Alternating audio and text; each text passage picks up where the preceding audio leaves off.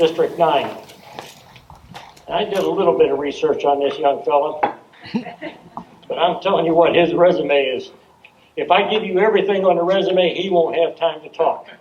So I'm going to try and synthesize it down a little bit. So on a national level, he's been a part of the National Association of Counties Board of Directors, 2008-2011, and served on a number of their committees, finance, economic development, and transportation. He's got an extensive civic involvement record with the Alachua County branch of the NAACP and various other committees surrounding Gainesville area. Personal and professional, he was born and raised in Gainesville, attended Gainesville High, Santa Fe College, Howard University, University of Florida, and you're going to have to help me on this, but Adullam? Adullam Bible College. Adullam Bible College, all right. Married 33 years to Carol Martin, and has been also a small business owner. So having been one of those guys myself, I know that that's a tedious and interesting process. Locally, he's been part of the Gainesville City Commission from '88 to 1994 and Alachua County Commission from 2000 to 2011. And at the state level, been very involved in the Florida Association of Counties. So without further ado, Rodney, the floor is yours, sir. Thank you so much, John. Hello, Democrats. Hello. Wait a minute. Hello, Democrats. We need to be proud to be Democrats. And we have lost our swagger when it comes to being Democrats because we have been told who we are instead of telling people who we are. So we need to get back to the messaging to make sure people understand who we are and what we stand for. So thank you all so very, very much for allowing me to come and to share with you tonight. Tonight I'm here for a couple of reasons. First, I'm here to educate you on the issues facing our state and what my values are and what my views are in addressing them. Secondly, I want to motivate you so you will have others to participate in the most important election in the state of Florida this coming November 8th. So that's part of what I'm here for tonight. So I appreciate John sharing with you a little bit about me. But let me share just a little bit more about me because there are some things I think that are very important that I think you should know. As John said, I was raised in Alachua County. I attended Gainesville High School, Santa Fe College, University of Florida, Howard University, and Adullam Bible College. I am married to my lovely wife of 35 years. She's back in the back, Carol Martin. She's also on the Adullam Bible College staff. She's a doctor, and she teaches theology. She's back in the back, and I love her to death. She's my best partner. She's the mother of my children. She's my lover, and she's my all in all, and she's the apple of my eye.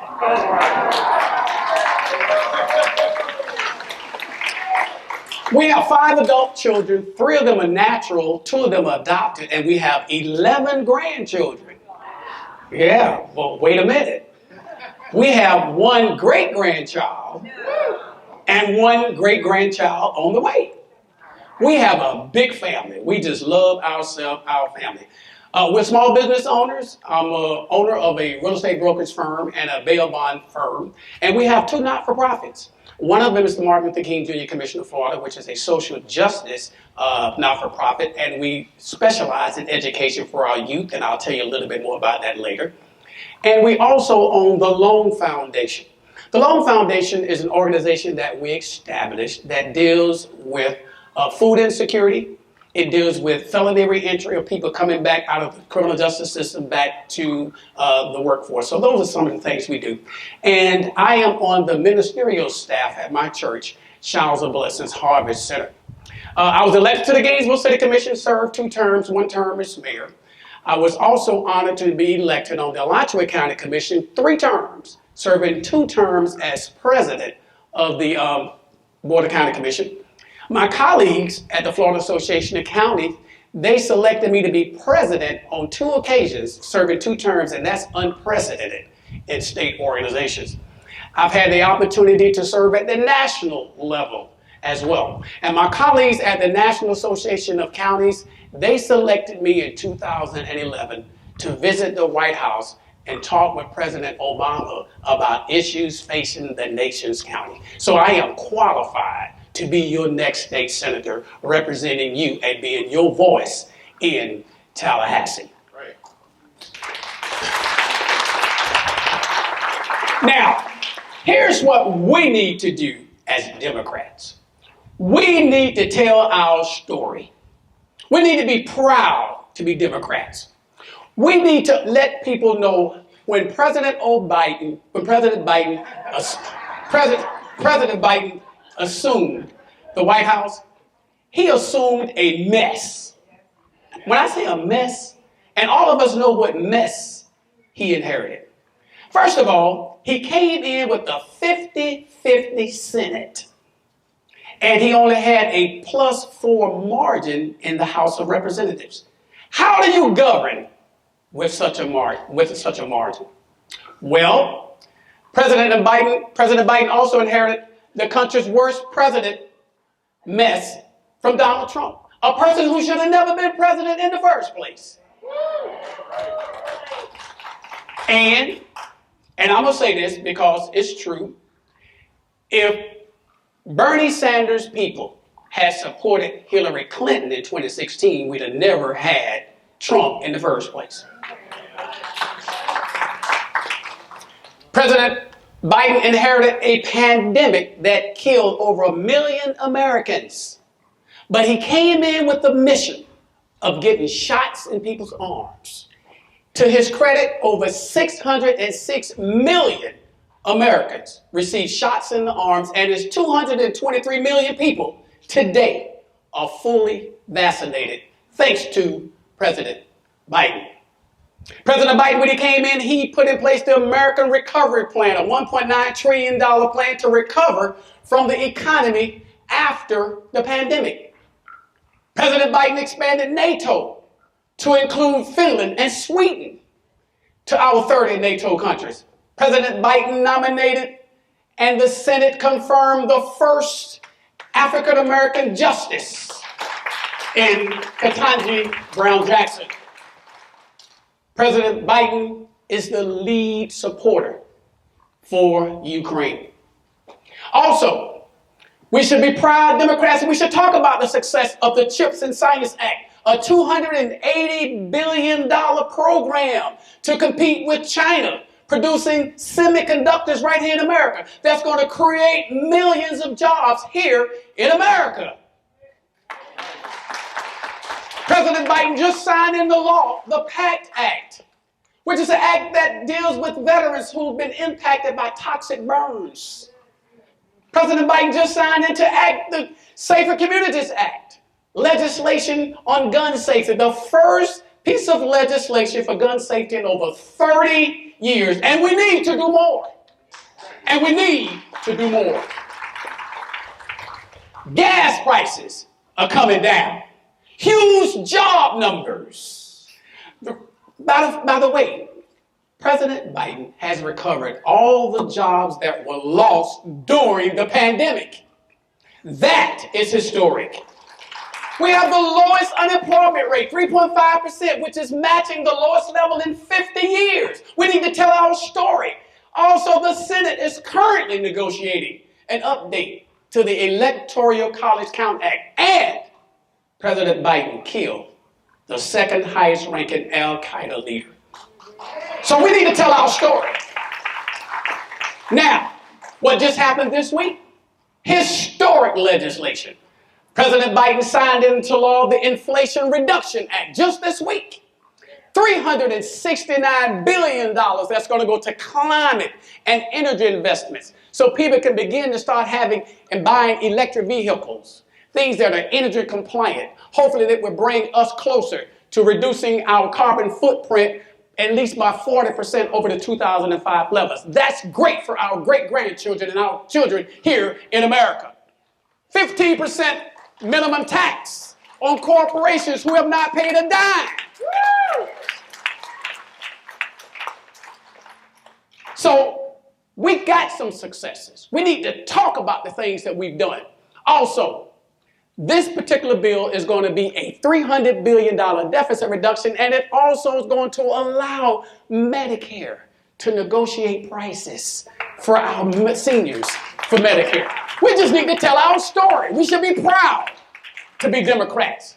Now, why am I running for office? Well, I'm just so glad you asked. First of all, I'm running to protect our democracy. Now, in 2020, a lot of things happened in America.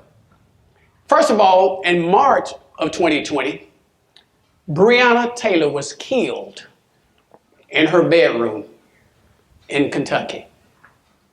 In May of 2020, the horrific death of George Floyd was experienced by all people around the world. And guess what happened in the state of Florida? Governor Ron DeSantis, I'm sure y'all heard that name, one of the most autocratic leaders that I've seen in the history of America. He decided that he wanted to stop people from exercising their First Amendment right by protesting on the streets of Florida. So what did he come up with? The Anti-Riot Act, House Bill 1. Now let me tell you what this bill does. This bill makes it a second-degree felony for more than two people to stand on a street corner in the state of Florida, and if a police officer thinks you have a criminal intent to break the law, you can be arrested, and if you're convicted, you can serve 15 years in prison under House Bill 1, the Anti-Riot Act. Did you know that that same bill protects historical artifacts in the state of Florida? Do you want to know what historical artifacts they protect? They protect Confederate statues. This is undemocratic and it's un-American. But we need to send people to Tallahassee who cannot deal with all of these different cultural wars, but can deal with legislation that impacts people's everyday lives.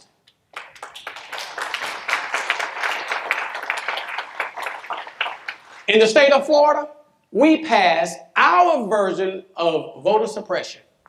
Now, that's after the governor came out and said that there was no voter fraud anywhere in Florida.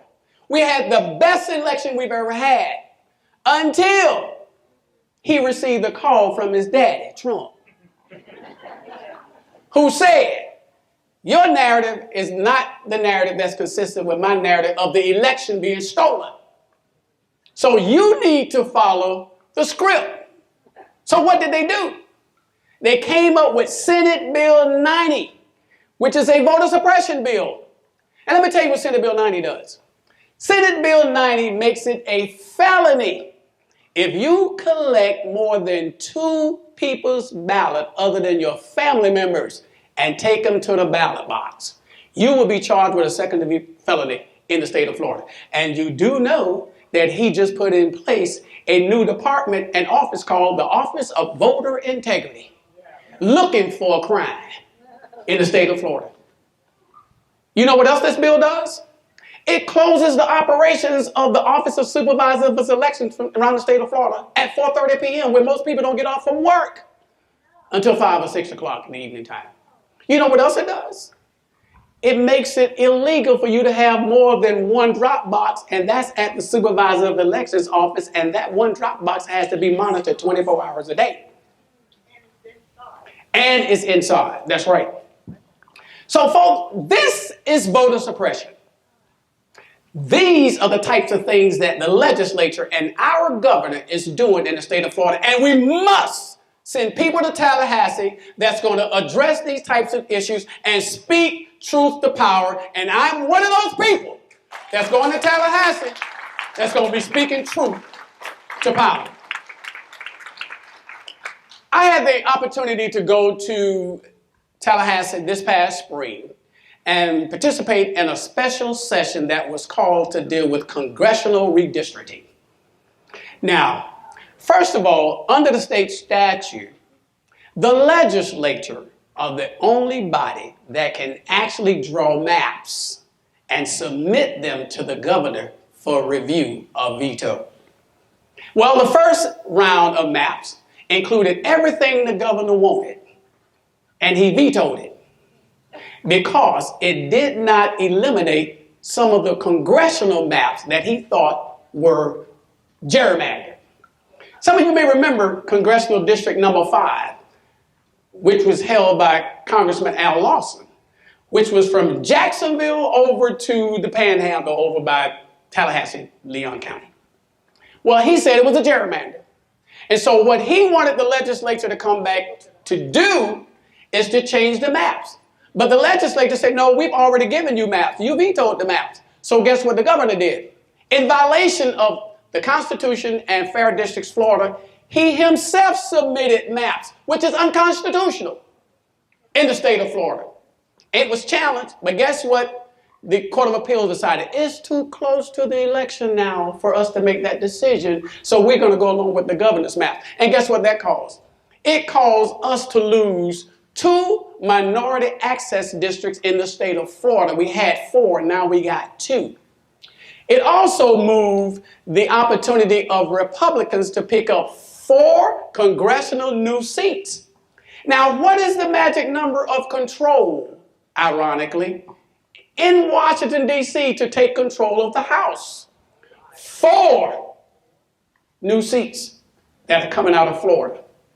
This is the type of thing that we, as Democrats who have a moral compass, because they don't have a moral compass, we need to be up there fighting against these things. But as your next state senator, I assure you that these are the types of things that I'll be fighting for. Also, House Bill 7. We all have heard of it. It's called a Stop Woke Act. Makes absolutely no sense, but it's a culture war and it appeals to a certain voter. Now, explain to me, how in the world are you going to ban discussions of race in our schools, in our workplace in the state of Florida? How are you going to do it? How are teachers going to teach history that deals with Jewish history? How are you going to teach them that deals with African American history? What part of the history are you going to leave out? You can't leave out history. History is what it is. It's called history. But this governor passed a law. It's still being challenged right now. I sincerely hope it's found to be unconstitutional because it is. How in the world can you get away with this? But that's what they're doing. These are the types of laws that they're passing in Tallahassee. Now, they also passed a law which makes it more difficult in the state of Florida for a woman to make her own decisions about her body when it comes to reproductive choice. And I don't need to even tell you what just happened at the Supreme Court level with Roe v. Wade. And that itself is enough for every woman and every man in this country who believes that it is a woman's choice. It is a woman's responsibility and her family to decide if and when she wants to have a family and raise a family in this country. It's her choice to do that and not the government. Let me tell you my position on education. I said to you earlier that I have a not-for-profit, and one of the things we do in that not-for-profit is we raise monies for scholarships for kids. My organization since 1989 has raised $500,000 and given scholarship money to high school seniors in Gainesville and Alachua County for kids to go to college because that is my commitment and that's my belief that I have when it comes to education. Now, in the state of Florida, the Constitution says that education is paramount to the welfare of our children in the state of Florida. Now, if something is paramount, that means it is of extreme importance. Well, if it is so important, you tell me, why is it then that Florida ranks 45th in the nation when it comes for education for our children? We're down in the bottom percentile. We're down at the bottom with states like Arkansas, Louisiana, Mississippi, and the poorest state in the nation, West Virginia. We can do better than that. As your next state senator, here's what I want to do. As your next state senator, I want to increase public funding to where we will begin to be in the top 10 percentile over the next 10 years In addition to that, I want to make sure that our teachers' salaries, which is the hardest profession now in America now, teaching, to make sure that their salaries are also in the top 10 percentile in the next 10 years. That's my commitment to education. Now, I believe that it's a parent's choice to decide what is in the best interest of educating their children. They know what's best for their children. In the state of Florida, if it was left up to the state of Florida and the legislature and the governor, we would not have public education in the state of Florida. We have only charter schools and parochial schools funded by taxpayers' dollars. Now, there's nothing we can do about that now, because that's the way the law is. But here's what we should do, and here's what I'm going to do. I'm going to hold charter schools and all these parochial schools that receive public dollars to the same standards that we hold our public schools to when it comes to education. As a licensed real estate broker, I really honestly believe in the American dream of home ownership. But that right now is a nightmare for many people, not only in America, but here in the state of Florida. In the state of Florida, we have a 300,000 housing unit shortfall in the state of Florida that's making housing affordability a crisis. It is a major crisis right now in the state of Florida. Now, in addition to that, Floridians, and maybe some of you received the same thing I received. Has anybody here received a letter from their homeowners insurance people saying that we're going to terminate your homeowner's insurance because of your roof? Anybody got that letter? Well, do you know what the solution to that letter, according to the legislature and the governor, was in the special session they held a couple of months ago? You want to know what the solution was? The solution was a $2 billion bailout for the insurers. And in getting the $2 billion, the insurers, there was no relief for the consumers. The only relief you have is this. They gave one little provision that if you will hire a contractor or a roofer and pay them to go on top of your roof, take pictures and inspect it, and send them a letter, and if your roof has 5 or more years, we will reconsider reinstating you. I paid the money, hired a contractor, they took the pictures, I sent the letter in, they reconsidered me, and thank God they reinstated me. But think about it. The average person don't know how to do all that. And guess what they're doing right now in the month of August? Shopping for homeowners insurance.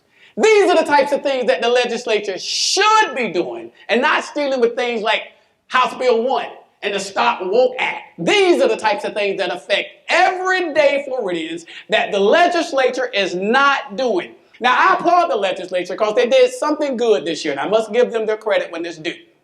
They provided $362 million for down payment assistance for housing. And that's great. Now, but here's the problem. Any of you ever heard of Sadowski Trust Fund Act that we voted for?